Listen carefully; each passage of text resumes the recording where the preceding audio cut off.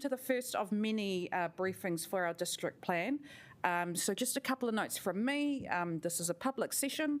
We're going to have a presentation of about 45 minutes or so. We'll take a quick coffee break and then we'll go into questions. We'll allow for an hour of that. Now, with these questions, because this is so detailed, this particular project, officers are likely going to need to go away and get the answer and bring them back next week. And that includes questions for commissioners as well.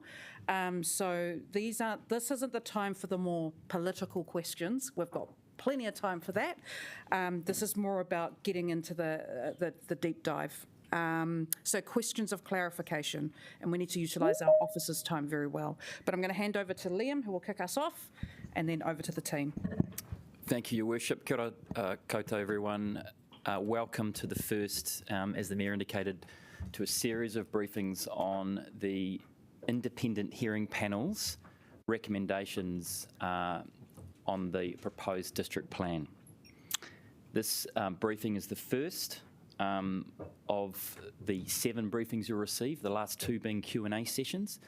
But as I said earlier, we also offer assistance from officers throughout the next couple of weeks to pursue some of your interests around changes and recommendations that the independent hearing panel has made. These sessions run through February and conclude on the 12th of March. On the 15th, we're looking to get a decision, and it's off to the Minister by the 20th of March. So we've got a very, very tight time frame to get this very, very complex series of material and details through to you and discussed and briefed properly. So when you do get decision-making time on the 15th, you're, to the best of your abilities and our ability, you're fully briefed on the findings of the IHP and any changes you might like to consider debating. I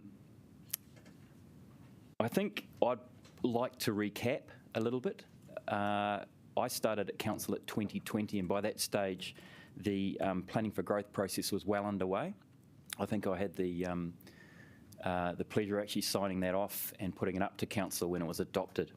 So from 2017, when we started having a conversation with you about where you wanted to take the city, and I acknowledge that some of you weren't at the table at the stage, we are now in 2024 about to consider the independent hearing panel's view of a plan that you and the community made with our assistance over that period of time. So we've come a long, long way. All of the material that led from the planning for growth created the proposed district plan that we are considering the panel's findings on today. We produced a spatial plan after 2017. That spatial plan turned into a draft plan, all of which was consulted on and provided advice by officers along the way, designed by the community, if you like. And then, of course, we entered the formal stage of the proposed district plan, which we're currently about to conclude, if you like, in considering the independent hearing panel's findings.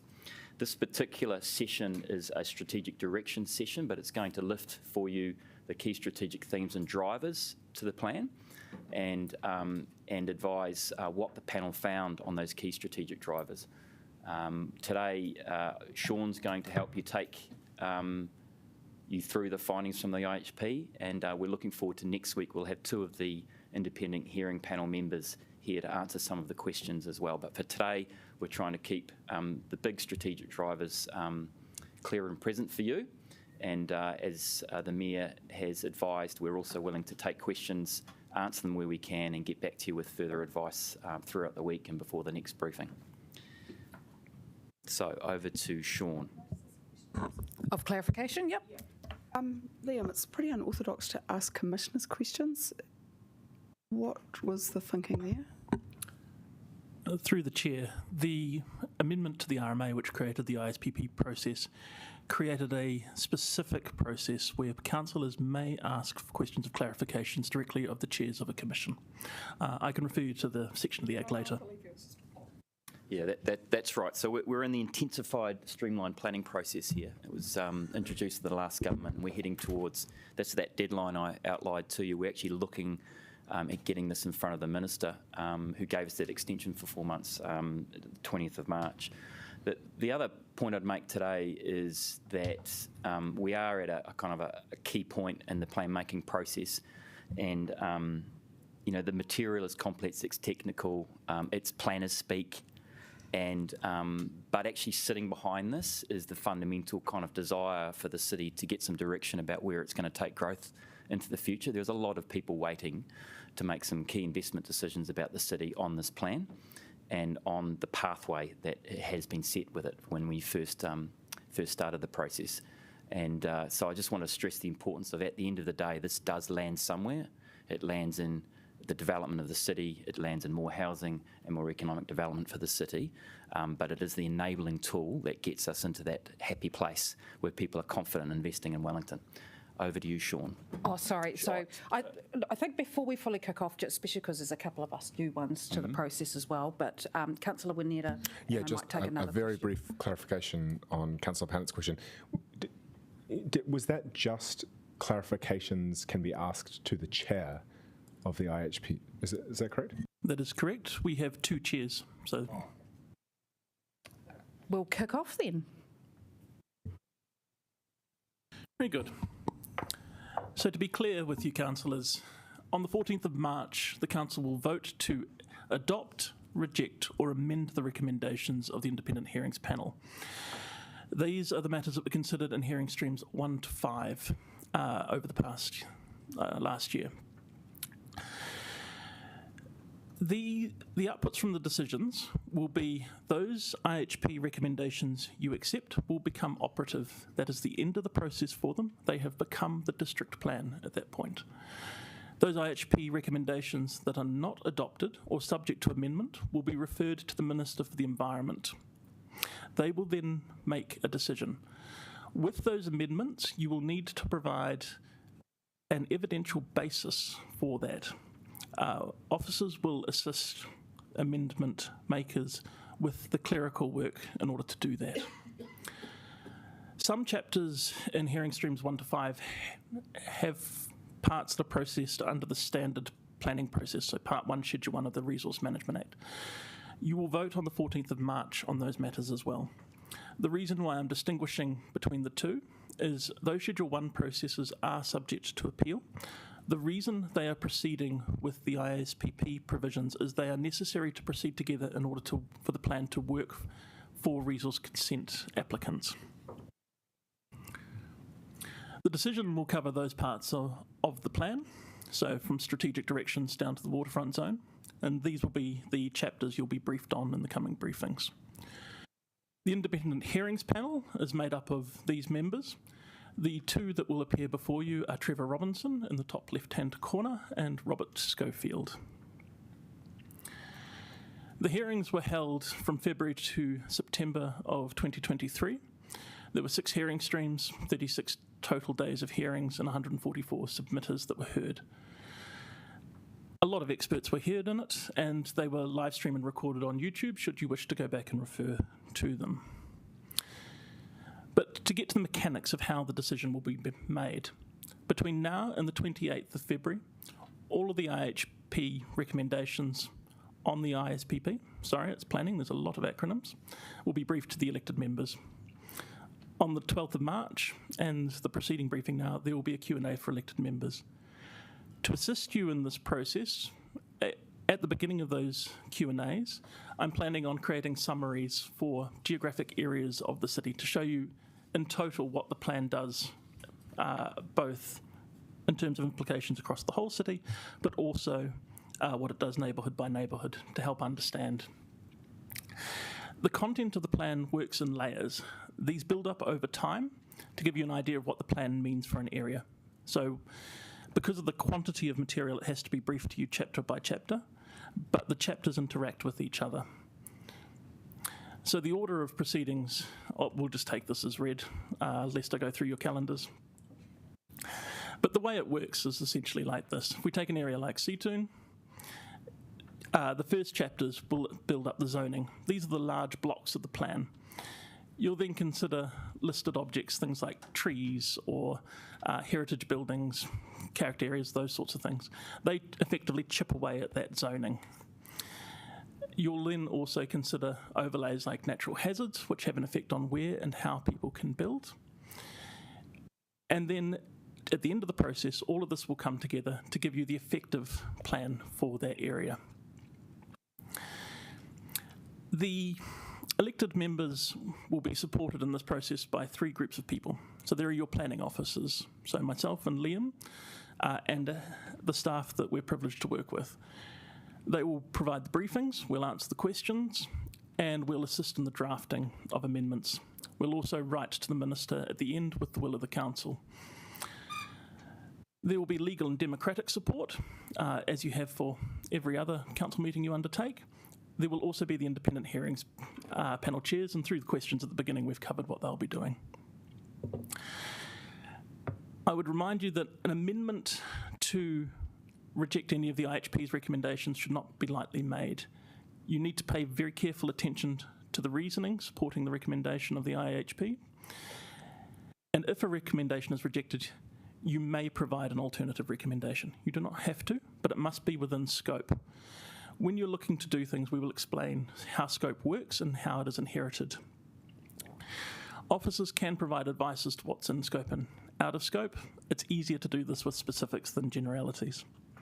The other thing I would remind you of is the advice around how you consider these matters, published by Mr. Whittington and on the council website, explaining how you determine matters, and that those determinations must use factors that were put before the commissioners. So with that, we will move into stream 1, if there aren't any questions.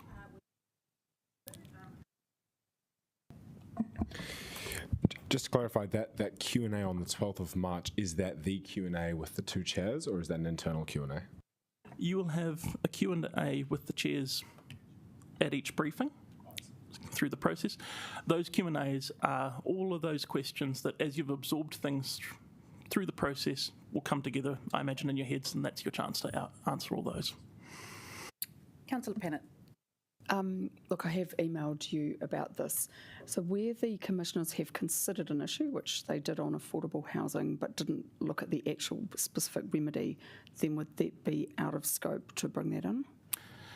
So we'll provide advice specifically to you on that. We'll have to understand precisely what you wish to do, but also you've got to remember that if it was ruled out when the district plan moved from a draft district plan to a proposed district plan, it can't then be reintroduced because that wasn't considered by the commissioners. So we'll work our way through specifics.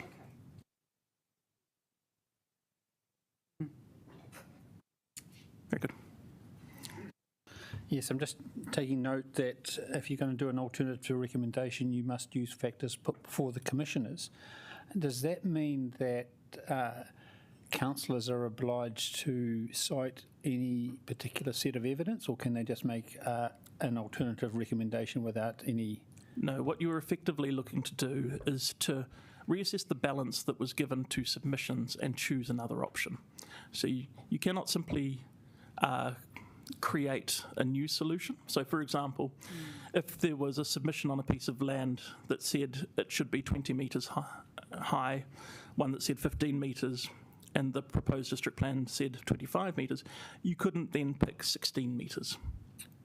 You have to adopt a previous position. So it's sort of like inheritance in practice. Okay, and one of the other things I just want to pick up on Mr. Hodgett's advice to us, if you are going to look at these submissions, part of the advice was you need to look at all these submissions on a particular issue. Is that correct? Just to properly assess them?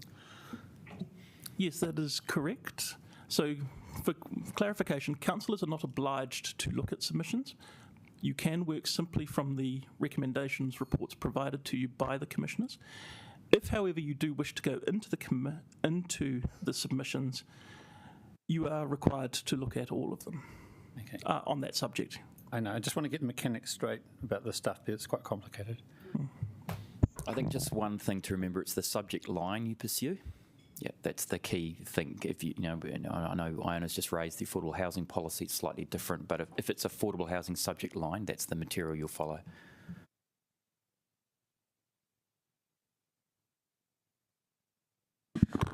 Just to check, when we're looking at the evidence that we can take into account for any potential changes, does that include council officer evidence presented to the independent hearing panel? It does. So if a council officer presented something in a 42A report that was considered by the commissioners, then that is eligible for consideration. Just in ETA, you will know that we've asked for that agenda of the video submissions because there's days upon days of 8-hour videos on YouTube, and we've asked to get those time correlated. So do you have an idea when we might be able to have that so we can start watching the submissions? Yes, I'll provide some written advice as to when that's completed. And just to further clarify things, is it we can only consider factors put before the commissioners? Is it okay to go and if there was a submitter, is it okay for councillors to talk to the submitters directly? You know, I'm not sure. I just want a wee bit of guidance. I know that this is a bit flexible because it's a big conversation, but I'm not sure if there's anything particular you could say about that. So this comes back to the intent of the law, which is essentially fairness. So if you were to speak to a submitter on something, you'd probably have to speak to all of them in order to remain balanced in your consideration. Given that you've got a relatively abbreviated time frame, I would advise against you doing that. All right, thanks team. We'll kick on with the presentation.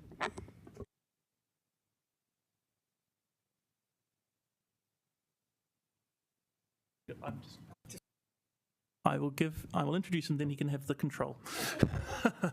So, taking you through this chapter will be Michael Duendam, our District Plan Manager, and Adam and Andrew, who are our team leaders and subject matter experts in this area.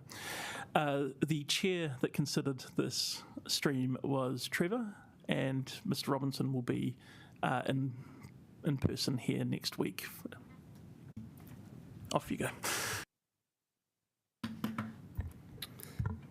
Kia ora koutou. So the topic for today is obviously strategic direction, and this is in a planning sense, kind of sets the tone for the district plan. It contains some of the overall strategic objectives that inform the mechanics of the rest of the plan. So it sits at the higher order and informs the rest of the plan. That'll become more apparent as we kind of go through subsequent briefings and you start to see how bits of the jigsaw come together. So objectives are general outcome statements. They're very high level in this part of the district plan, but they do flow through into more particular matters, which you'll become aware of over the coming weeks.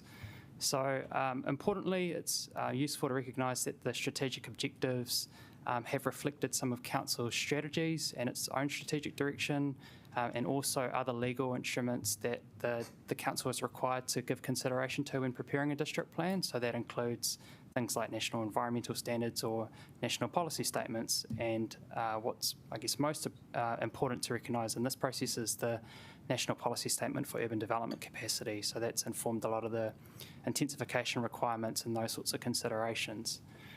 So I guess one other thing to note, these strategic objectives are quite important for future plan changes. So when the council goes to make changes to the district plan in the future, this will become a bit of a reference guide to the matters that the community has considered important and how the city is intended to be shaped over the next 10 years that this district plan will have a life of. The other thing that's important to note is that when the council is processing more complex resource consents, and those are things called discretionary or non-complying activities. Those are kind of more complex consents. That are sort of issues where environmental effects might be such that they require a more closer inspection. These come into play. In the usual case, where most resource consents would land, these wouldn't be relevant matters. They would be informed by the objectives or the policies of individual chapters. So that's kind of how, I guess, the mechanics of the district plan work at this level. So in terms of the issues and the matters that the IHP looked at when they were deliberating on the recommendations that you've seen, Some of the matters that they covered off were around what matters should be staying in the streamlined or the normal process. So Sean's just talked to you about that. There are two paths that we are following in tandem at the moment with this district plan review. They looked at that information again. That was already clarified through the proposed district plan as it was notified. So council had made that determination itself. They re-examined that and confirmed what council had notified. The other thing that they looked at was the strategic direction of the MPSUD. They also looked at other interesting issues such as walkable catchments. What does that look like in a Wellington context? Therefore, where does high density development go? The matter of rapid transit was covered. And other important issues around competing claims of mana whenua status, affordable housing, climate change, and the matters that are listed up there.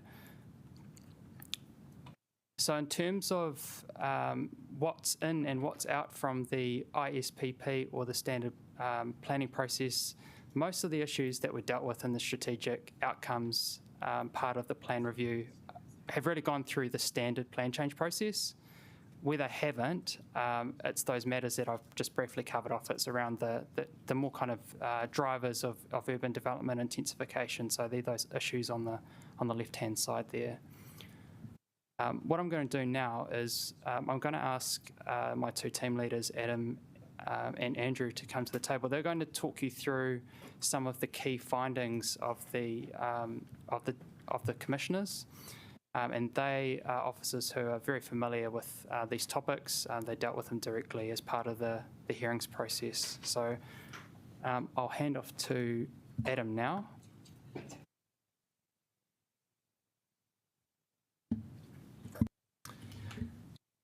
Through the chair, kia ora. My name's Adam McCutcheon, and I thought I was going to end up with Sean's tea and biscuits there, but I unfortunately didn't.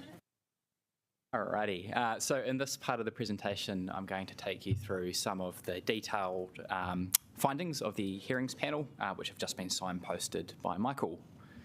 Alrighty, so on the general approach to growth, the panel recorded that there were many submissions supporting an intensification approach, which had been socialised throughout the spatial plan process, while at the same time, a number of submitters were concerned about changes in built form within their existing suburbs, and particularly the potential for isolated single-site development that would be different to that around it. And the panel agreed that this was a risk to account for. It was not clear to the panel that the constraints on development under the operative district plan are the cause of housing affordability and availability issues. They considered that there was no evidence that had been put in front of them that increasing development capacity would have a tangible impact on those issues. Given this, the panel was of the view that the exceedance of development capacity which was provided for in the notified proposed district plan was sufficient, and that there was not a need through this process to look to increase that capacity more, in light particularly of the downside risks which they had identified. Accordingly, it rejected submissions from submitters seeking widespread upzoning across the city. Conversely, it also rejected submissions from those submitters who sought a wholesale greenfield approach to providing for the city's housing needs, stating that it would be inconsistent with the National Policy Statement on Urban Development direction to reduce carbon emission. On the topic of population projections, the panel confirmed the growth range which has been used across the Planning for Growth program of 50 to 80,000 people over the next 30 years. It considered that that provided for a range of growth distribution and uptake scenarios to be provided for. Considering the split of processes, which Michael identified before, it turned its mind to some legal submissions that had been received by submitters and also sought independent legal advice of its own. It confirmed that the council has indeed set the parameters for what would be an either plan-making bucket at the time it notified the proposed district plan, and also that it did not have the power to recommend that provisions be switched between those two buckets. Therefore, the provisions that come back to you remain within the buckets that they were notified within. On the topic of papakainga, the panel identified that both mana whenua partners lodged submissions seeking that papakainga chapters be added into the district plan. The panel similarly recorded that council officers and mana whenua had discussed prior to the notification of the proposed district plan how papakainga should be provided for, and that it had been considered at that time that the framework, the policies, the rules of the notified plan would accommodate those aspirations. So submissions have recommended a change from that approach. The panel turned its mind to how it could accommodate that approach through the proposed district plan process, through the hearings, through the submissions, but ultimately it identified that no specific wording had been provided for it to consider and to figure out how that could fit within the framework of the plan which it was considering in front of it. On that basis, it recommended that council and mana whenua work together outside of this proposed district plan process to develop content for a future plan change on this matter. To do that, that plan change would consider what is the appropriate and the best format for papakainga aspirations to be realised in the district plan. So that might not necessarily be a standalone chapter, but it could be embedding those provisions across multiple chapters of the district plan so that it is sort of a core part of the document. It would also consider whether both mana whenua partners had the same understanding and aspiration of what papakainga meant to them or not. And it would also consider what the triggers in the plan for resource consenting purposes would look like for this activity or not. Walkable catchments. So walkable catchments were a key topic of hearing stream 1. And as Michael has discussed earlier, the reason why they're of such interest is because they are the trigger for that upzoning because of policy 3 of the MPSUD. So around the edge of the city centre, the metropolitan centre and rapid transit stops, development of at least 6 stories is required to be enabled by this plan. There is no definition in the MPS itself for what a walkable catchment is, only guidance provided by the Ministry for the Environment, and of course the decisions that councils within our region and nationwide have made on this matter. There were a range of submissions on this topic, both seeking smaller and larger walking catchments. To come to the conclusion about what a walking catchment is, the panel first turned its mind to what walkable means. They considered different plain English meanings, one being capable of being walked, and 2 being adapted or suitable for walking. It considered that the latter introduced factors such as pleasantness, desirability, and the attractions of the destination which one would be walking to or from. These became key considerations in how the Independent Hearings Panel framed up its recommendations for walking catchments. The panel criticised the methodology used to model walking catchments in the notified plan, which included steep slopes. The model for the original notified plan assumed that people would walk up steep slopes, only just more slowly than walking on the flat. The panel identified no evidence was put before them demonstrating which steepness of slopes people would walk back up on a regular basis, or that people would walk down a steep hill to go to work and come back up to get home. Those recommendations can be found around paragraph 260 of the report. The panel was supportive of an approach that applied general starting points for walkable catchments, and those are shown on screen for you now. The panel's methodology included adjusting these boundaries to account for local factors such as the desirability of the location to be walked to, and environmental factors such as steep slopes or poor connectivity. Some submitters considered that their walking catchments should be future focused and look at the improvements that could be made to footpaths and to streets to increase their connectivity.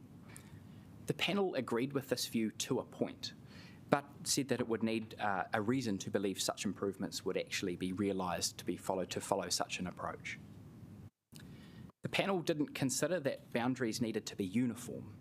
For example, in the city centre, where there are fewer employment opportunities in Te Aro, the panel considered the boundary could be pulled in, as opposed to areas such as Pipitea, where comparatively there may be more opportunities, which the boundary could be bigger around. So I would summarise the difference between the notified and the recommended approach is one of accounting for slope and reduced walking speed where it is physically possible for people to walk, compared to one where it could be desirable for people to walk. And Andrew will take you through some of the recommendations shown on these maps and in the remainder of the presentation shortly. Let's go back a few slides. Thank you, Michael. Next one, please. Back one. Back one. Back one. Thank you.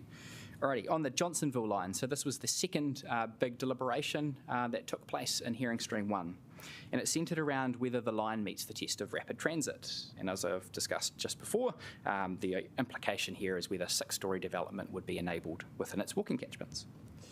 In short, the panel concluded that it did not meet all of the criteria within the definition, which is being frequent, quick, reliable, high capacity, and largely separated from other forms of transport. The panel did also not agree with the view that it would not be fallible to the service being identified as rapid transit if some of those criteria were not met, and that an on-balance approach could be taken. So the panel were of the view that all of these criteria must be met for the service to be identified as a rapid transit service. The panel gave little weight to the Regional Growth Framework, Regional Land Transport Plan, and MFE guidance, including their identification of the service where relevant as rapid transit. The panel also put little weight on Waka Kotahi's One Network framework and its classification system. Of the criteria that I mentioned before, the panel came to the following conclusions. Meets, reliable, considering the evidence presented on the percentage of services run. Dubious for quick, preferring evidence that buses and private cars are quicker than the train to some of its stops. Dubious, high capacity, preferring evidence that a single lane of car traffic can carry effectively the same amount of people and its capacity cannot be easily increased. Does not meet, frequency, considering that the service runs at only 15 minutes on peak hour, 30 minutes off-peak, and hourly in early and late into the night. They compared this to the services on the Hutt Valley and Kapiti line, which have different frequencies. They were also not satisfied that there is a commitment to increase the frequency to change some of those indicators of the criteria. Next slide, please, Michael.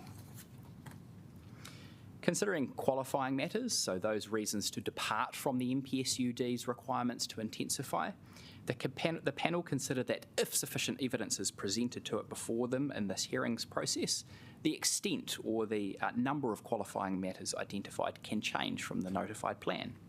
So you will start to see this come before you when the recommendations for character areas and heritage buildings are presented. On Let's Get Wellington Moving, the panel considered that while the Regional Land Transport Plan includes budget lines and some indicators of where a rapid transit service might go and some stops might be located, that was not enough evidence for it to identify increased building heights and densities around those locations. And recent announcements somewhat take the matter off the table. Considering climate change, there were submissions received contending that intensification can have negative impacts on the city's zero carbon goals because it necessitates demolition of existing buildings, the release of embodied carbon, and the creation of carbon to build new ones. On the other hand, some submitters pointed out that carbon savings through reduced transport emissions, if residents didn't use their car to get to places because they lived next to services, would be a positive thing for carbon emissions. The panel had sympathy for both arguments and was not presented with any evidence to fundamentally change the approach of the notified plan on this matter. On the matter of affordable housing, which Councillor Pennant has mentioned already today, the panel identified that a chapter had been included in the proposed plan for decisions to notify by council, but that was ultimately removed. It noted that there were still some mechanisms from that approach still in the notified plan, so around the city outcomes contribution tool to require the provision of affordable housing through policy direction and assessment criteria and resource consents. But ultimately, because no provisions were put before it, there was no chapter to consider. It sends this matter back to council to do further work on and, if appropriate, notify plan change.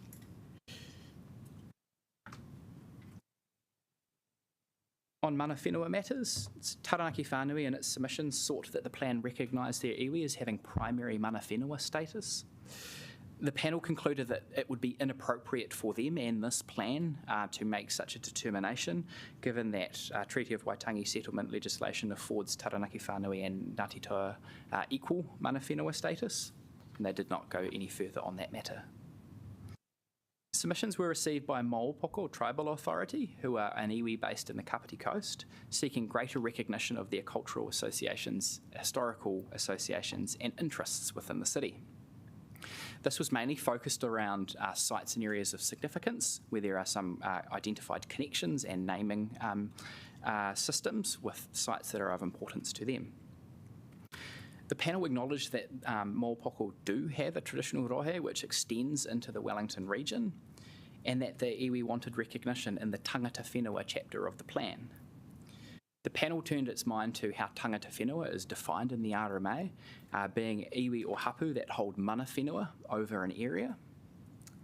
While Maopoko did not request amendments to assert that they had mana whenua status and for those to be included in the plan, the panel considered that the thrust of the case being put before it was akin to that, and that the insertion of or recognition of ancestral connections within that chapter would imply that they were being afforded mana whenua status through that process. They felt it would be inappropriate to comment and that it would be a matter between mana whenua and to determine based on a process of tikanga. Considering sites and areas of significance, however, the panel did have sympathy for Maopoko's submission that Section 6A, so the matter of national importance around sites and areas of significance, is expressed broadly, not necessarily constrained to those iwi who hold mana whenua status. So it did grant relief by including recognition that Section 6E is expressed broadly in this plan, and that there could be sites and areas of significance to other iwi, not just Taranaki and Ngāti Toa, within this plan. Of the strategic objectives themselves, so these were all retained, none were removed, but there were improvements to the workability and clarity of these objectives. In that way, the strategic direction that has been included throughout the spatial plan and this notified district plan around being compact, resilient, vibrant and prosperous, greener, and having a partnership with mana whenua has remained and is unchanged. The panel did add new objectives though, so a new objective has been added in the infrastructure strategic direction chapter, recognising the benefits of mining and quarrying in the built development of the city. One around the contribution that Mātauranga Māori can make to resource management decisions, and two for the natural environment, recognising the integrated management of the natural and built environment and how they are interconnected. That's all for me. On to Andrew next for some walking catchment recommendations. I might use this opportunity to take a couple of questions, if that's all right, based on what you have said. So we'll start with Councillor Wineta. Thank you very much for that detailed and easily to follow explanation. It's much appreciated. So just on the strategic direction provided, is that something that could be amended or rejected by the council? Is that also on the table? Correct. So the panel has recommended amendments to the strategic direction. Which we could then. There have been submissions either way. So the process which Sean described at the start of this briefing session, whereby there's some advice around scope, the identification of reasons, would also apply to the strategic direction. Okay, great. Next question. Is the view that increasing housing supply does not necessarily increase affordability one that is shared by your team?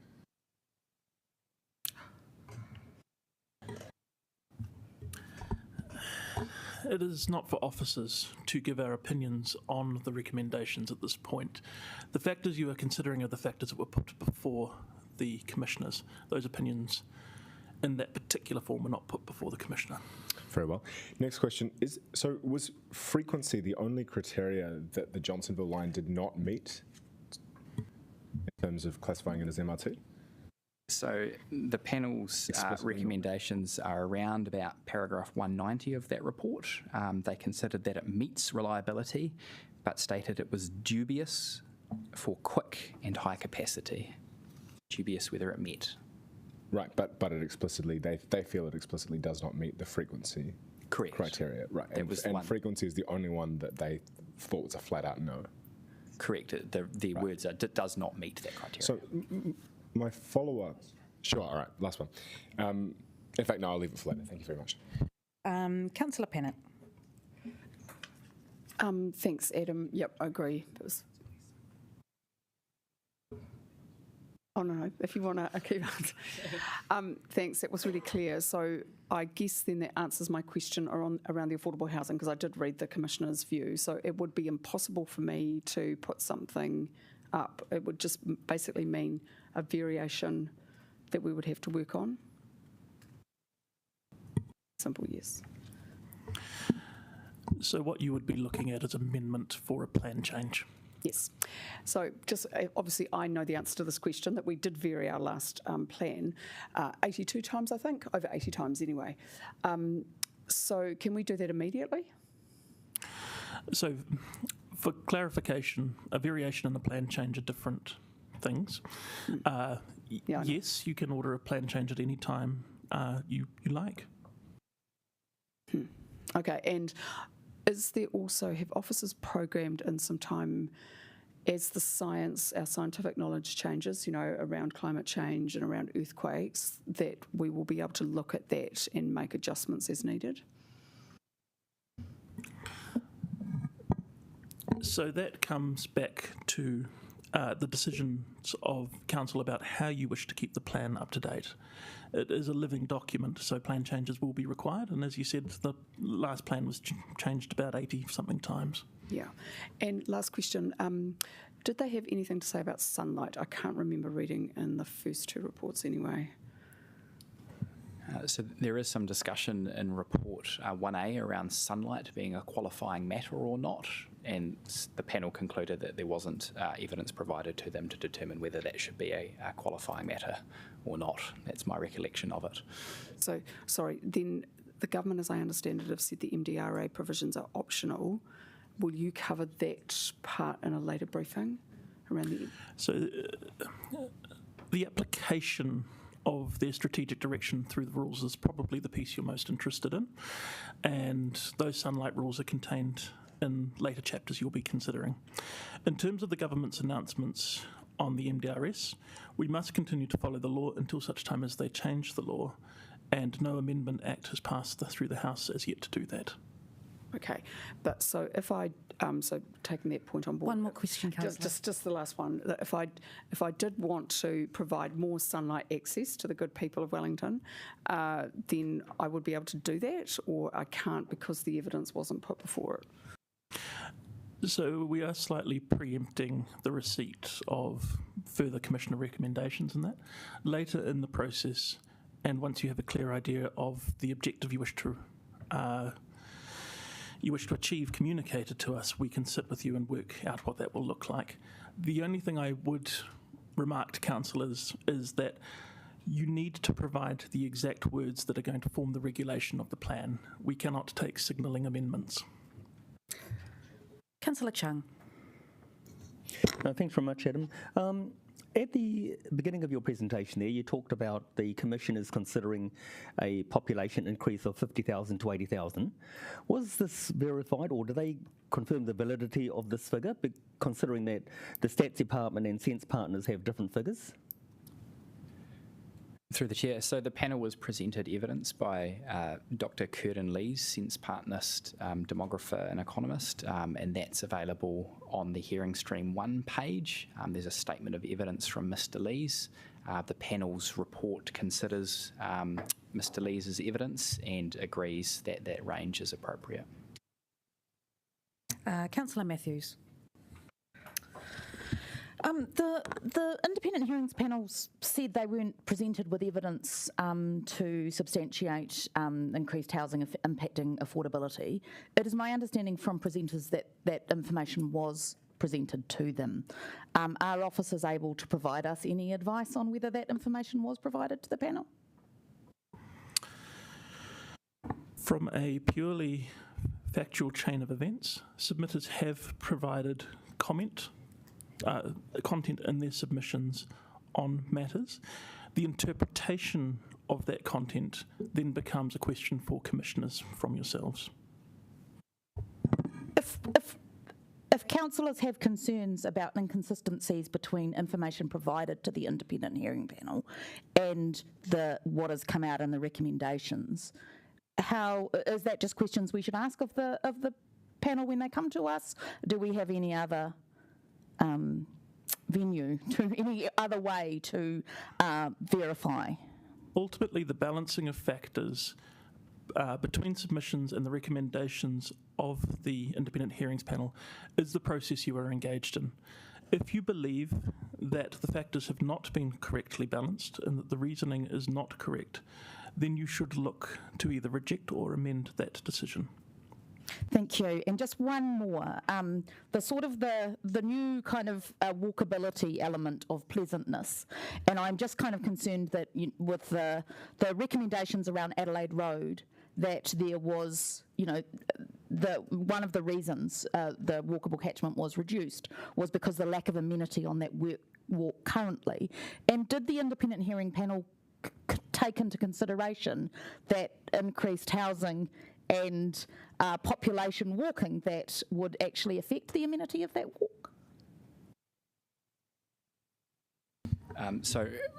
In my presentation, I spoke about how the panel needed a reason to believe that improvements would be made. So that paragraph is 291 of the report, and I would refer you to that to consider. Thank you. Deputy Mayor.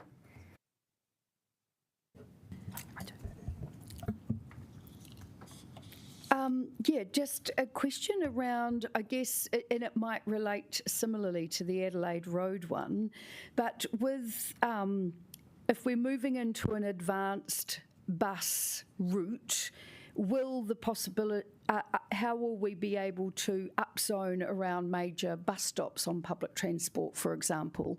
Will it be the same process? Can we amend the plan? Do they still qualify? Etc. etc. So, as it stands today, the National Policy Statement on Urban Development endures. That means if a new rapid transit service was to be built, you would trigger the provisions of that part of the RMA and would be required to upzone around those stops. The best guidance for how this applies in practice would be the part of the report where the independent hearings panel consider Let's Get Wellington Moving's improvements. They give quite a good commentary about the certainty needed to do that. In terms of Adelaide Road, there is also the question of whether it is central city or not for you to consider, and there is extensive commentary in the Commissioner recommendations on that question. Okay, and one more part, I thank you for that.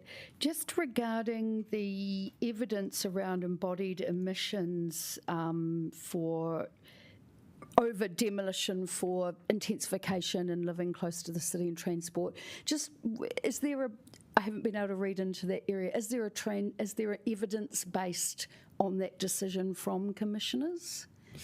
Essentially no, which is why the commissioners struggled with it. So there were, I guess, assertions that demolishing a building releases embodied carbon and that is a bad thing, but there was no quantification from a climate expert how much that would be or how that would be offset by new development closer to goods and services so that people did not have to travel potentially by car, creating carbon emissions. So there was no scientific evidence put before the panel, and that was a matter which they identified and said there was not enough for them to change the plan either which way.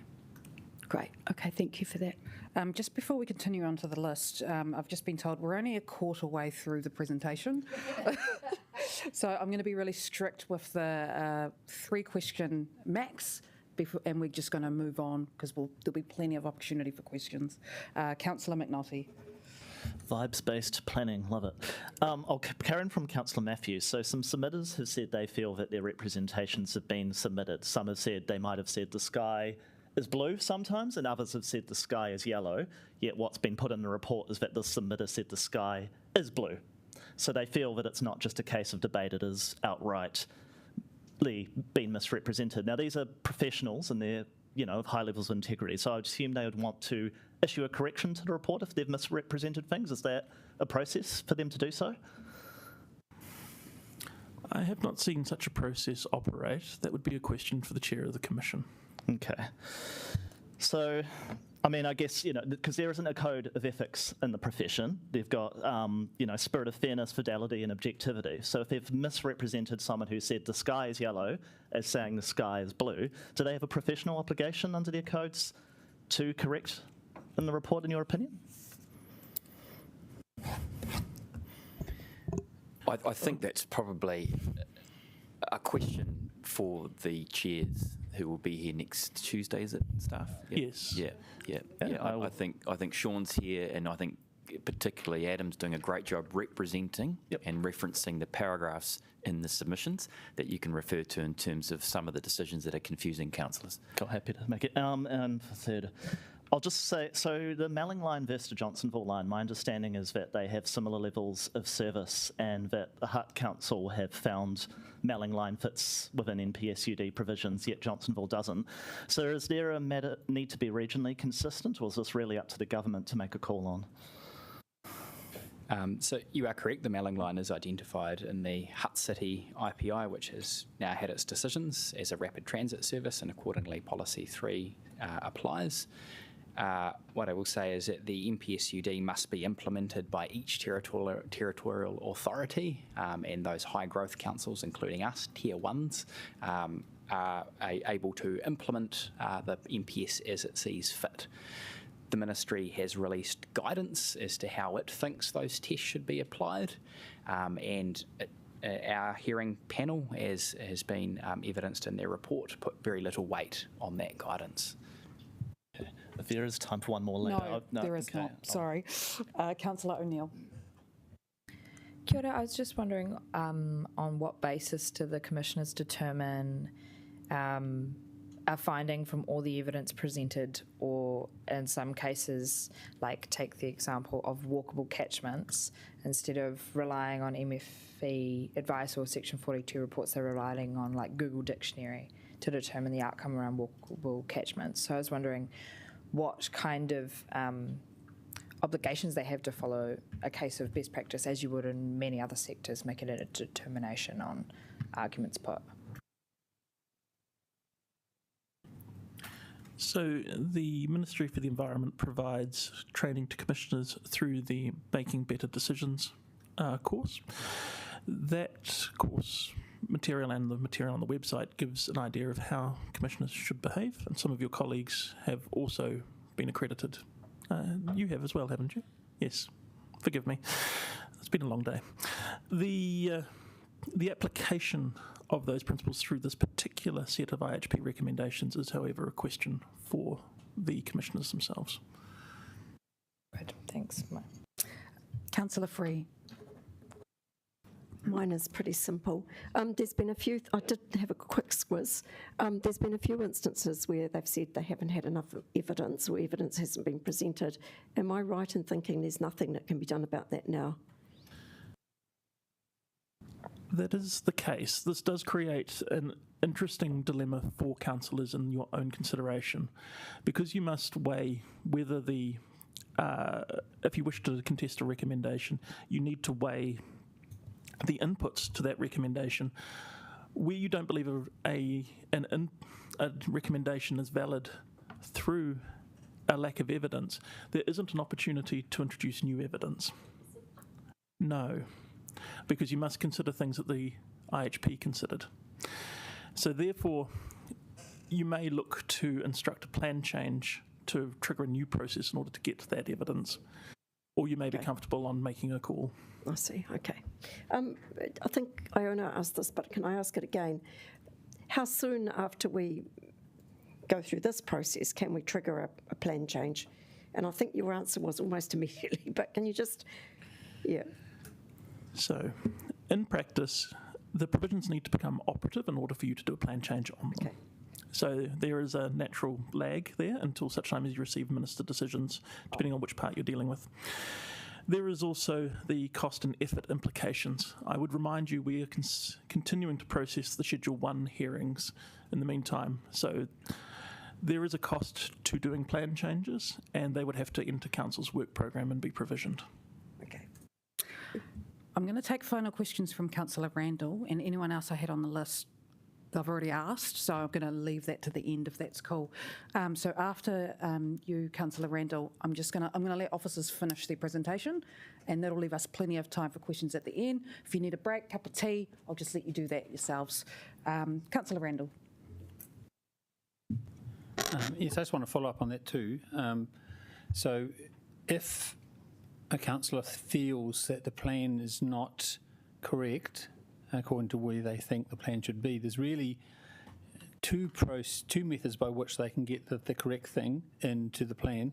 One is to put up an alternative recommendation through this process based on the information that's put before them, and the other is to work with council officers to do a plan change that will be applied after this plan becomes operative. Is that correct? That is correct. To do a plan change, you will need to receive a majority vote of the council to instruct us. Okay. And secondly is really just about the time frame, because we talk about the minister's decision, we talk about the rest of the hearing streams. And so can you just give us a very, I know it's probably hard, but an indicative idea of when each of those you expect to have a result? That is, when do you expect the minister to be able to come back to us with the minister's decision on anything we may have decided to challenge, given that we have to complete this process, I think it's the 20th of March, we have to submit our part. And the other thing is, when is the complete hearings panel process on the rest of the district plan due to be complete?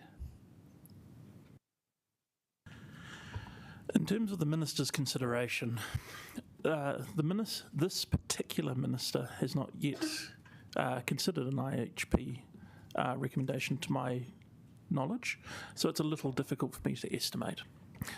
I would think, though, that the amount of time taken would be proportional to the number of decisions that you send. So if you send a great deal of decisions, it will probably take longer. In terms of when the Schedule 1 process completes, Adam, do you have that? So hearings are starting up in the next couple of weeks on hearing stream 6. So that's the standard planning process matters. That set of about 5 hearings won't be complete until late this year. So depending on how the commissioners get on with writing their recommendation reports, which will be very similar to the ones that are before you now, it could well be the end of this year or early into 2025 before we're in a position to report those recommendations back to you. So really, out of both of those, towards getting the ISSP provisions all settled, it's certainly going to be in the second half of this year before you would most likely be sure to be able to accept a plan change or a statement of what the plan says, and then accept a plan change or variation from councillors if they chose to do such one. Is that a reasonable sort of thing, given this takes years, it seems? Yes, it is a rather convoluted process. And so we would need a little bit of a lie down before we did another plan change. Fabulous. So over to you, officers. We will let you finish your presentation. Thank you, Mayor. Tēnā koutou. Good afternoon. My name's Andrew Wharton, and I'm a team leader along with Adam here. Before I continue, I'd just like to add a little bit more information to Councillor Winera's question, just on the strategic objectives. So Adam talked about 2 buckets. So some of the objectives fit into the intensified streamline process, and some into the standard process, which means that only some of them will be could potentially go to the minister for a decision. In general, it's the ones that are more about intensification and urban form, whereas more of the natural ones fit more into the standard process. Thanks. All right. So what I would like to do is just follow on from what Adam's spoken about to go into some of the detail about the panel's recommendations on the walkable catchments. Starting with the city centre, I think I'll move to the actual map itself. So the panel decided to, as we went around the city centre zone, in the Thorndon area, they agreed with finishing at the town belt, but also extending with a 15-minute walkable catchment up to the north, and then recommended that the walkable catchment up in Kilburn go up the lower part of the slope to Kilburn Park and the University Victoria University, but not beyond that. For Aro Valley, they recommended using principally a 10-minute walkable catchment because of the steep and narrow streets there, and also that it was further from the core of the city centre or the principal activity areas. And then for Mount Cook, they generally followed the town belt and until it got to John Street. And that's, again, because they recognised a distance for people to walk from John Street through to the principal activities in the city centre zone rather than just the edge. And as noted earlier, a significant change from the notified to what the panel is recommending is that the city centre zone south of the Basin Reserve is rezoned, or is recommended to be rezoned from city centre zone to mixed use zone, where the walkable catchment requirement under the MPSUD doesn't apply to that part. So it's cut back accordingly. In terms of Mount Victoria, they retained the boundary at the town belt because, of course, there's no urban areas beyond the town belt.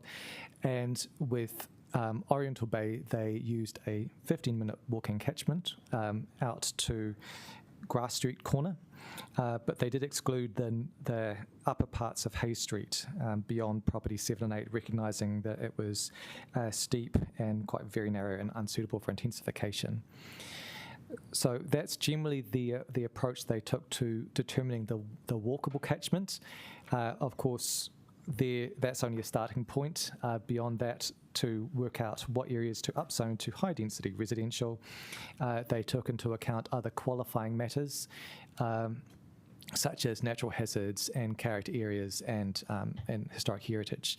So the specifics of that we are going to be presenting at our next workshop when we look at the zones for high density residential.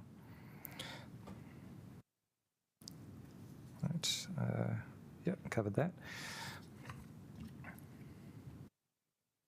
No. Next is Kilburnie. So we've only got one picture of Kilburnie there because the notified plan didn't use a walkable catchment for around the Kilburnie Metropolitan Centre. Some submitters asked for that to be added, and the panel acknowledged that the National Policy Statement on Urban Development asked for that for a walkable catchment around metro centres, of which Kilburnie is a metro centre. So they started with a 10-minute walking catchment shown here. And just noting, as you'll see in later presentations or later layers, as Sean would say, that they were excluding high-density residential around areas in the northern part because of coastal hazard risk around Rongotai Road and Seaward, and also around the more Lyell Bay area, so 350, 400 metres in from the coast there. And they also excluded the intensification around two hilly areas, residential areas west of Kilburnie. Yeah, and again, we'll show you those maps in briefing. Well, actually, we'll talk about those maps in briefing too. You actually have the briefing 2 information already online as well as the maps. So for Johnsonville, again, I think we'll just skip to the maps here. So the panel started with a 10 minutes walkable catchment, and then looked at the topography and walking conditions in 2 areas in particular, one being the Prospect Terrace and Upper Woodland area to the west, and also the areas to the southeast and another little part of the east, which was accessible via the Disraeli Street to the Sheridan Street walkway, which is the one that goes under the motorway and zigzags up. So they considered that because of the steepness there and the condition of that walkway, that it shouldn't form part of the walkable catchment for Johnsonville.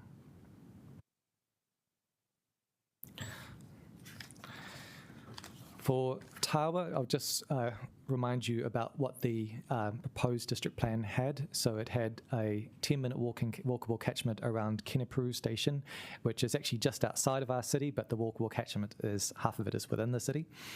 5 minutes for Linden Station, around Linden Station and Redwood Station and Takapu Road Station, and 10 minutes around Tawa Station. The panel went through each of those and considered some of the factors that we've talked about already in terms of topography, the amount of level of services around, the amenity heat mapping, that type of thing. And in the end, recommended retaining those walking catchments with the exception of the area around, I think I've got it here, around Redwood Station, where they are recommending that 10 minutes is an appropriate walking catchment to the west, but to the east, that the topography is not as great in terms of being a bit steeper, and also poorer pedestrian connectivity, they thought, to the east. So cut that back a bit. So that concludes the walking catchments, and we can go back to questions if that's, unless someone else wants to, no? Okay, Yep. So back to you, Chair. Great. Councillor Matthews, did you have a question or? My question was really back to the last lot of advice, and I appreciate that officers are not going to give us their opinion about, and I guess I just want to make it very clear, clarification that this is officers presenting the IHP panels. This is not the advice of our staff. However, I guess I'm interested to know whether or not our staff stand by the plan as notified, and if that's not a question that could be answered today, that is advice I would be interested in hearing. The advice of officers on the plan through each of its notified and draft phases is a matter of public record. You can see the consistency of officer opinions as expressed through those, both in terms of the advice given to council and in terms of the oral presentations given to the councillors at the time. Thank you. Councillor McNulty. So on walkable catchments, it's fair to say that the IHP's view is that if you live 10 minutes from Johnsonville Station, take a 28-minute train ride into town, that should be intensified, yet a 15-minute walkable catchment from the CBD generally should not. So the panel was considering the directions principally from the MPSUD, which measures it from the various stations, but also from the city centre and from the metro centres. So they started with that approach and then worked out what other factors they could consider, such as topography, pedestrian conditions, and then also subtracting out the qualifying matters. So all of those layered on to get their final recommendations. Okay, this one you might need to come back, but there was a discussion about peppercorn development put forward by council planners in Crofton Downs, and my understanding is under the NPSUD, it prohibits that type of discussion as being an adverse effect. So does that mean that there had been a decision already made in Stream 2 about the railway lines intensification beforehand? I'm just trying to understand how that discussion would be allowed for, given the NPSUD specifically says peppercorn development is not an adverse effect. One to come back Sounds on. like we'll take that one on notice. Yes, Councillor, I'd appreciate if perhaps you could write that down for us, and we could investigate that a bit further to get to the nub of that question. Thank you. Last one. So it's fair to say the representation is that, I'm going to use some analogies for us that don't have planner brain for the wider public watching. It's the view of the panel that if there was a shortage of bread rolls at KFC Johnsonville, the stated position of this panel is that supplying more rolls at KFC would not have any impact on the shortage of bread rolls. Is that a fair analogy?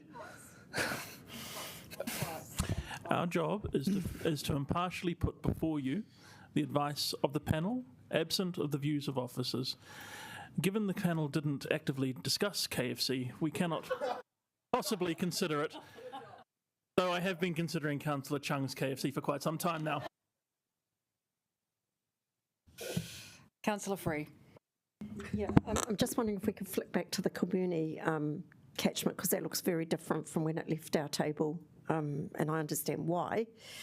But the community hasn't had a chance to actually comment on this revised plan, because I think some of the advice around the earthquake hazards and other natural hazards changed after we'd discussed it. So can you just clarify for me, what the hatched area, what's the height there? Is that the purple hatched area? How does this actually work? Yeah. So it might pay, sorry, it's a good question from Councillor Free, so perhaps we need to take the councillors back to it's what really was actually different. notified and what transpired. And what I'd like to know is, how do we get feedback from the community? Because a lot of people would not have known that there was this quite big change and had no chance to comment. So a lot will become clear in the next briefing when we are considering the centres and residential zoning, which will then explain how these catchments work. Looks like from my knowledge of the area, that actually looks like a very big area to be a 10-minute walking zone, to be really frank. That's quite a large area. Yes. So to speak to your question about what can you do, you can propose an amendment based on process. So it may be that you recommend that the IHP's recommendations are implemented through a plan change rather than through the operation of the NPSUD. So what that means is you would then go to the community through a planning process and consult. You are quite right in that you are restricted from consultation in the current process you are in. I really question that process. I mean, that's a massive area, and now if that's all planned to be 6, what is it? Can you just explain the significance of that ringed red area, just so I'm 100% sure? So that is what the IHP have determined the walking catchment to be. That then drives the consideration of zones alongside things like natural hazards, etc. So as we go through the following briefings, that will then give you a picture of what Kilbirnie looks like, and we'll be coming back at the end to show what all of these changes together look like. So at that point, you'll be prepared to make your decision. Councillor Pennant. Sorry, I did look at this quickly, but did the commissioners consider age and ability when looking at the walking catchments?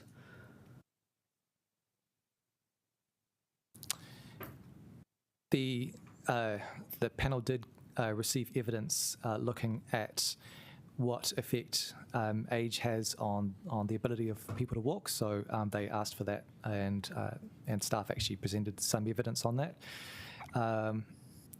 And so while I would say it's not a determinative factor in them deciding which areas were or weren't part of the walkable catchment. I think that Adam summarised it a bit better in terms of it being what is desirable to walk rather than what is able to be walked at a reasonable pace.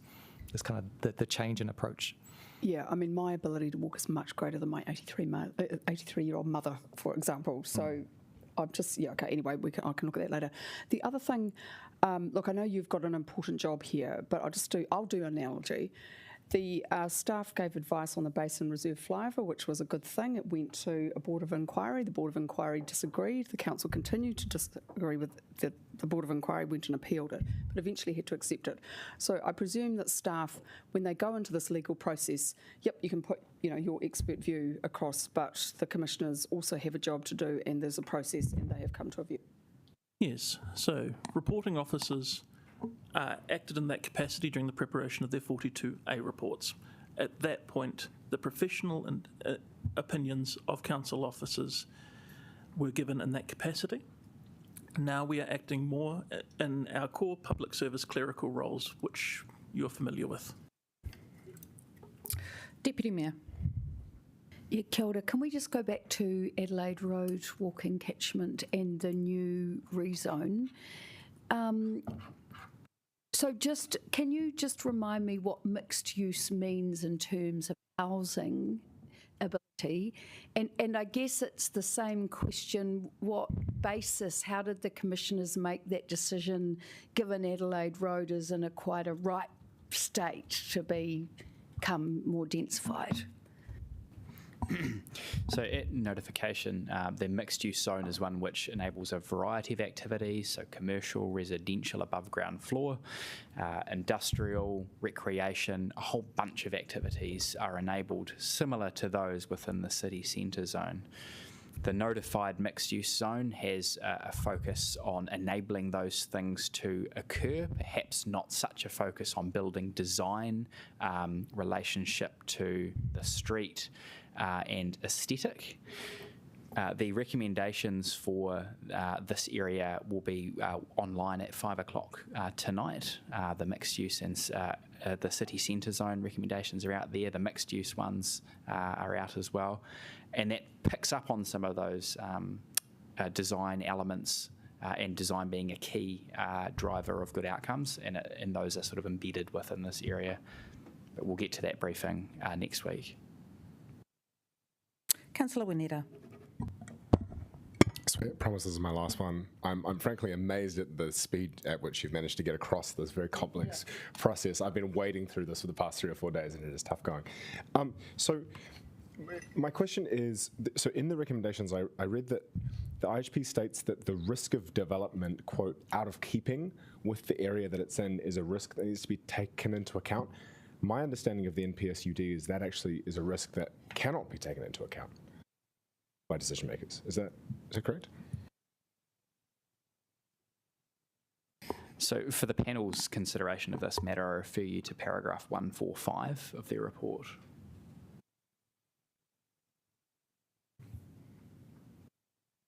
Cool. Councillor Randall. Yes, I just want to pick up on Councillor Free's question around, I guess, I'll call it fairness of process. Can you confirm when it came to looking at the Kilburnie establishment of a walking catchment that there was, and I'm just asking for what officers 42A report said, whether that there actually was a question as to whether or not the fact that this wasn't consulted was something of an issue? And do you recall, I guess we're getting ahead of ourselves, do you recall what the commissioners, whether they addressed that? Yeah, Councillor, I wrote that part, so I can answer. In the 42A report, I did identify both that the community had not been consulted up until now, neither from the draft spatial plan through to now on that, but also recognising the National Policy Statement on Urban Development required a walkable catchment around that area. So with both of those factors, I gave the panel 2 recommendations, and there was not a specific one recommendation from myself in that role, but just placed both considerations to the panel. I think we should also clarify that over that process through draft spatial plan, there were law changes that meant the NPSUD came in after some of those processes had taken place. Brings us to the end of our questions. So is this the end of the presentation? Great. In that case, we can just ask away. Councillor Matthews.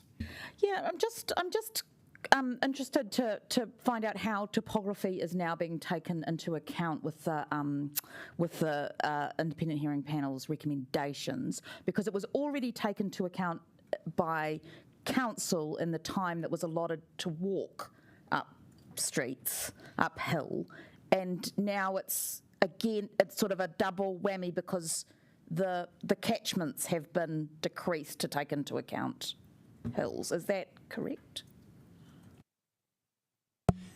So, as I explained, the model used to notify the plan assumed that people would walk up a hill, even if it was very steep, and that to account for where that boundary of the walkable catchment should be drawn, the model reduced walking speed. So if it was really steep, you would walk slower and the line would stop. The panel did not consider that appropriate, and instead had a methodology where if there was a really steep slope, they determined that it would not be walkable. And in addition, so the panel talked about people walking to work and the information that we have about people being able to walk into work and other purposes. Was there information provided to the panel about how people got home?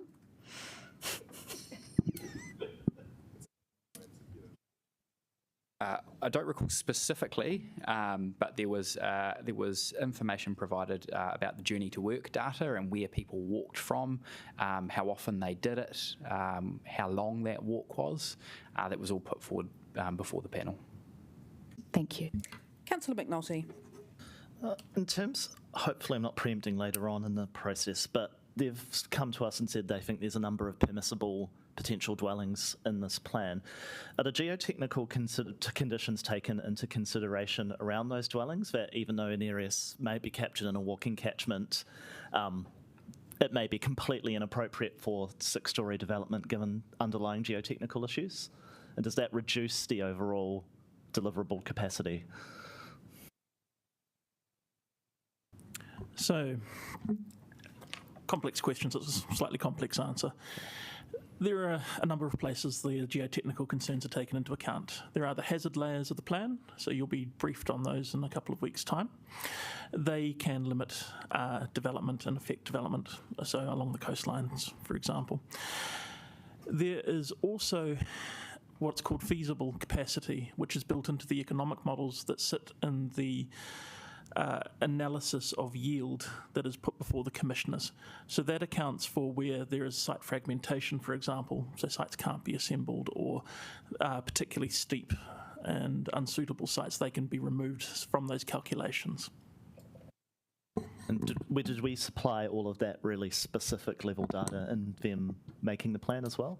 Yes, so for Hearing Stream 1, Property Economics was commissioned to provide an assessment of the theoretical, feasible and realisable development capacity provided by the plan. So that draws on those factors you just mentioned, as well as the economic cost of development, sales prices, land values. So that was fed into the process at Hearing Stream 1 stage. Okay, and very last question. Given our quasi-judicial role and that no one around this table has any strong opinion on anything, with the forthcoming notice of motion, can we get some legal advice about what we can say about the notice of motion debate? Because we're obviously very constrained about what we can say in our views of the plan. What can we say in our views of debating whether the plan should be delayed?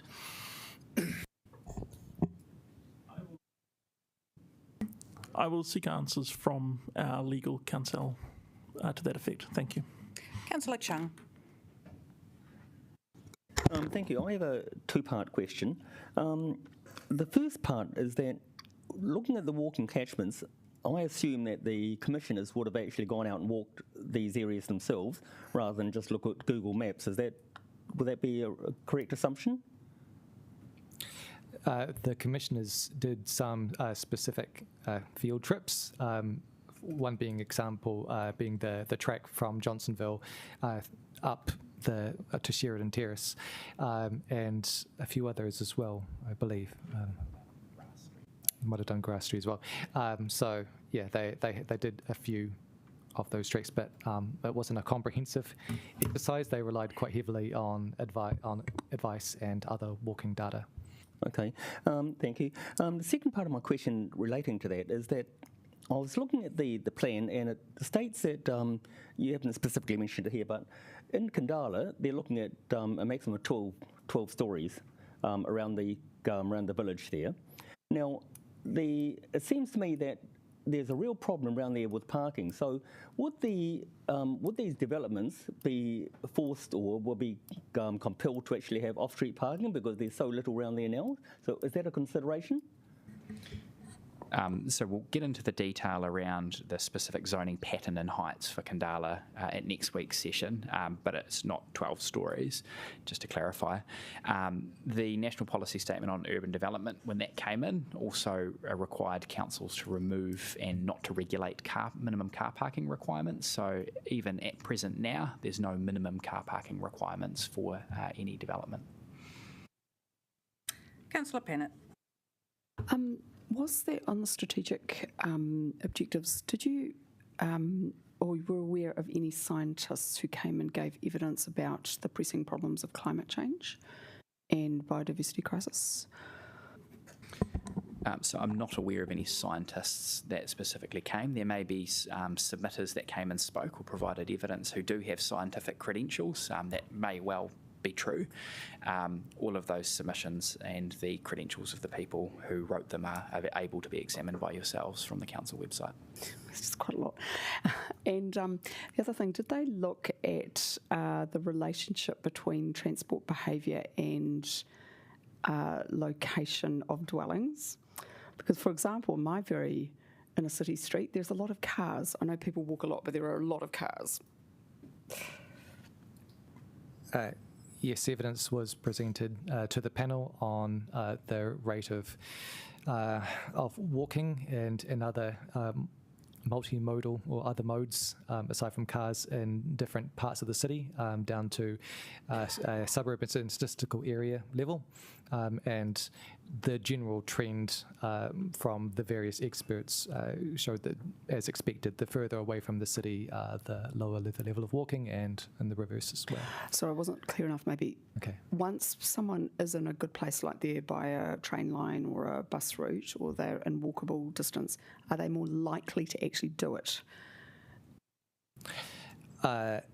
In aggregate, yes is the answer, and this is information that was presented to the panel in terms of the percentage of people who walk to work or walk to other destinations. Councillor Randall.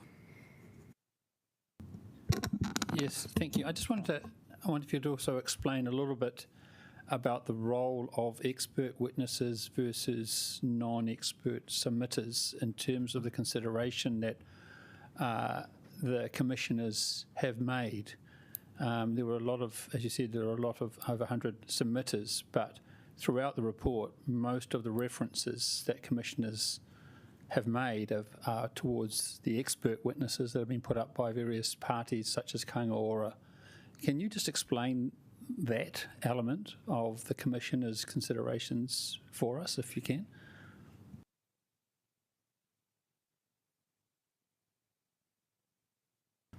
I think the relative weighting between experts and, shall we say, ordinary submitters is a matter for clarification by the chairs of the Commission.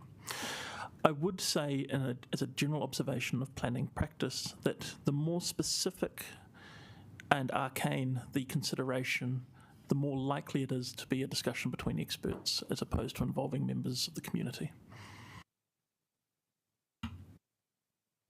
And a little bit more basic, since Councillor McNulty kindly brought up the notice of motion, can I ask when we're going to get officer advice on the notice of motion? We are preparing that advice, and it will be with you as soon as it's ready. Councillor Free. I guess this has raised quite a few questions for me. So when you do a walkable catchment, do you do it from a point like the transport hub, or do you do it just from the edges of the purple? And in which case, how do you determine that purple? Because there's an awful lot there in that Kilburnie town centre that isn't really amenities. So the NPSUD has a hybrid approach. Yeah. So point sources are used for things like train stations. Yeah, the bus station's huge at Kilburnie. It would be quite a sensible thing to use. So for somewhere like Kilburnie, it will be the edge of the zoned centre. Full of stuff that is nothing, to all intents and purposes. So I'm just aghast at the whole of the peninsula. Okay, we're getting into debate territory. Yeah, but the problem I've got is that we haven't had the debate, the community hasn't had the debate, and I'm actually aghast at this process. I'm quite frankly aghast at this. You've got the whole flippin' stretch. I'm so sorry, Councillor, but this is not for this session.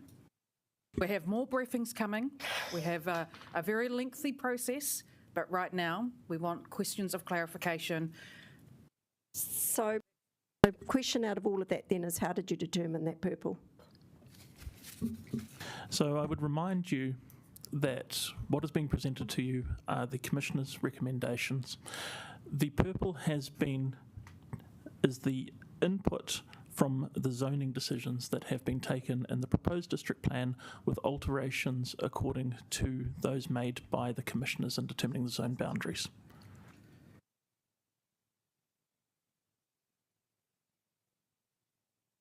Sorry, there's been some frantic whispering. I think I might have got something wrong.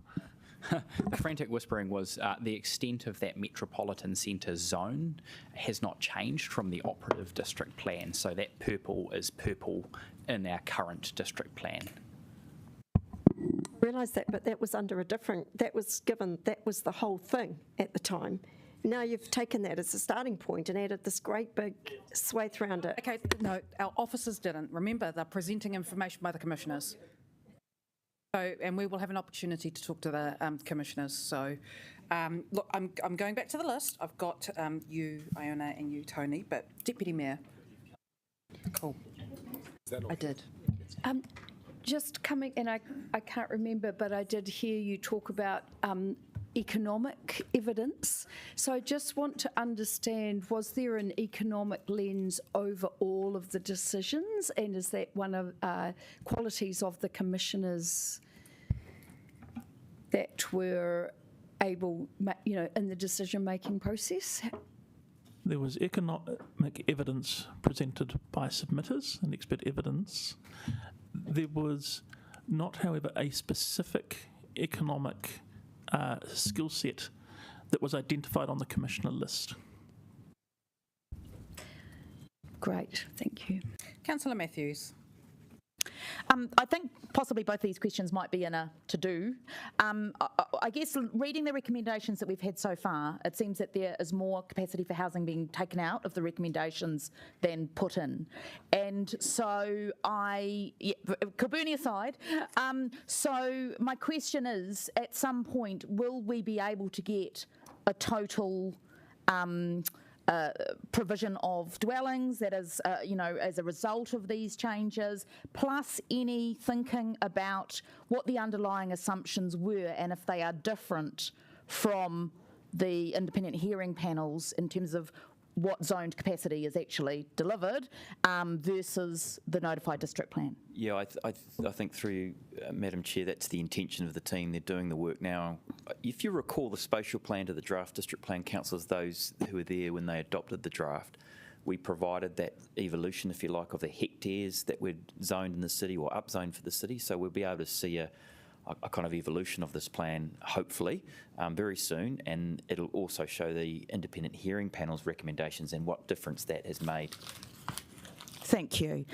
My other question is about buses and buses being viewed as or not as mass rapid transit, and that I saw read in the recommendations that nobody said buses would meet the criteria of mass rapid transit, so therefore we'll move on to trains. However, it is my understanding that submissions did actually raise buses as having some bus routes as having meeting the criteria. Is there? Some submitters did ask for priority bus corridors to be identified as rapid transit. The panel identified that the NPSUD does have a definition for rapid transit, meaning a dedicated corridor, which meant that it struggled to include any of the Wellington City bus routes in that consideration. Did they take bus lanes into account? So again, those submitters asked for it, but the panel did not did not support those submitters' points. Thank you. Councillor Pennant. Hopefully this will help Councillor Free, just a completely process issue. So when council makes decisions too and we hear submissions, we make a call and then that's it, and there's not usually a right of appeal. So when Parliament said there would be no rights of appeal, it was understood that commissions would make a finding on the evidence, and then the only way to undo that would be to counter that with another plan change. Is that correct? So what Parliament has said is that the IHP make a recommendation, you then decide whether to accept or reject it. Under the ISPP, there is only matters of judicial review, so you can be reviewed on process. and then it's off to the minister. And they will make the final call between the council position and the IHP position. Would you legally be able to make a plan change, say 3 years later, or does that ministerial decision stand? It's a good question. I'll have to come back to you, largely because it has to do with whether you have then satisfied the NPSUD and whether your new position satisfies the NPSUD. So like many planning answer is yes if you do some things, no if you don't. Councillor Randall. Hopefully this will help Councillor Free as well. So in terms of the metropolitan zone walking catchment, can you confirm that the NPSUD, which is the National Policy Statement on Urban Development, that was issued by the government, I think in 2021, that was in the previous government, that is the thing that required you to have a walking catchment around the current metropolitan zones. Is that correct? Yes, the NPSUD did require that. And so that's the reason why Kilburnie has a walking catchment, because it's a metropolitan zone. Yes, so effectively what happened was once the evidence base had shifted, and I would remind councillors that the point of hearings is to test and shift evidence, it then was found to effectively trigger the NPSUD, and so that's how we've ended up in this particular situation. And so just to confirm, the fact that the metropolitan catchment has a 10-minute walking catchment from the edge, that's something that was recommended by officers. That's not stated in MSUP versus 5 minutes or 15 minutes. That's a officer that was recommended initially by officers. Is that correct? Yeah, as mentioned earlier, the distance of the walkable catchments is not something that's in the national policy statement. So it's something that has had various national guidance, regional direction, and during the hearings there were many different submitters from both staff and others who recommended various distances, and the panel considered all of the evidence to come up to the distance that they thought was appropriate for metro centres. Okay. Second question, just in terms of us helping make us make the decision, I know at that workshop last year that you kindly put on, I was wondering whether we were going to get some information that is a comparison in some form between the operative district plan and the proposed district plan, and I was wondering whether that was going to be possible, and whether it would also be possible to have a layers of the operative district plan be able to be put across the top of the layers of the proposed district plan, so that we could see in a particular area how much the plan is changing on a particular suburb or a centre, for example, to say it's currently like this and it's going to be like this. Are those possibilities? Through you, Madam Chair. So I think your question, there's two parts to the question. The first one, certainly the comment I made earlier was about the upzoning that we were able to show through the evolution of the plan in terms of in character areas, for example, what we'd reduced, what had been increased. This question's a bit more specific to analysis through our digital plan. I suspect, Sean, I'll let you answer more fulsomely, but you do have an operative plan layer, I'm guessing, and then you do have a proposed district plan layer, and Councillor Randall, I think, is looking at the comparison between the two and whether a digital plan can actually do that. So, given that we have digital maps of all three, I would think so. We won't be able to provide the implications of Commissioner decisions until such time as they've all been published and we've had time to work our way through them. So that advice won't come to you until later in the process, in those briefings at the end.